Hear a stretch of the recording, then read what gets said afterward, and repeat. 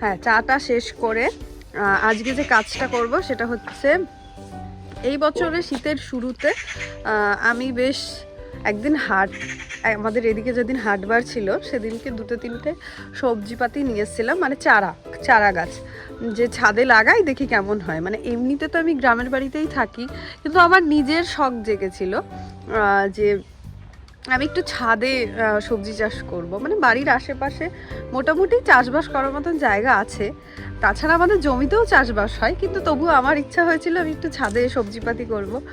তো সেখানে কিছু বেগুন গাছ ছিল, মানে 3টে মতন বেগুন গাছ ছিল, কিন্তু আমার আসলে সেরম চাষবাসের তো অভিজ্ঞতা নেই।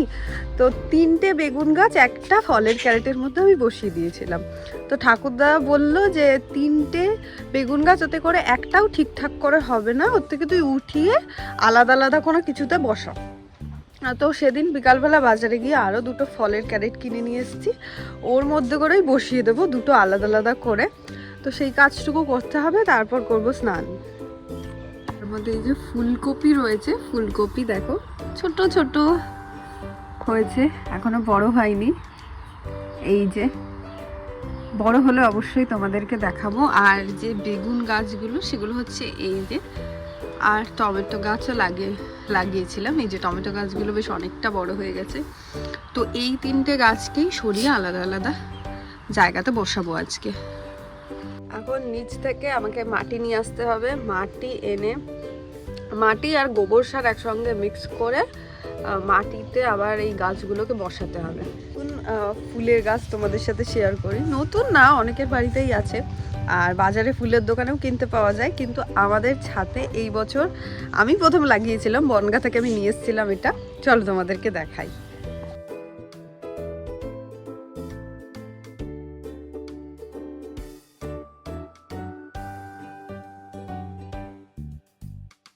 ওই গাছটার কালারটা একটুখানি পিচ পিঙ্ক বা অরেঞ্জ টাইপের এসছে, আর এটা হচ্ছে রানী পিঙ্ক, এটা এখনো ফোটেনি,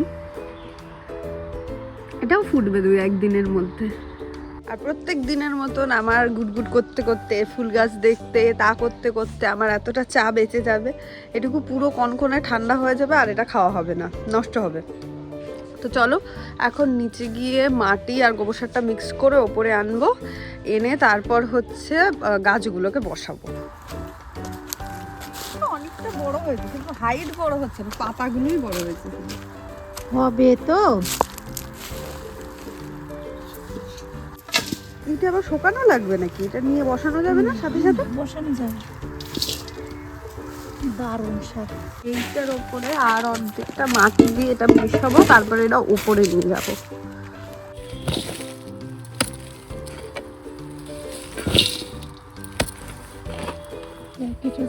হাত দিয়ে মিশিয়ে দিচ্ছি। তো এইটা আর একটা, এটাও বসিয়ে দিলাম, মাটি দিয়ে দেবো এবার পাশ থেকে।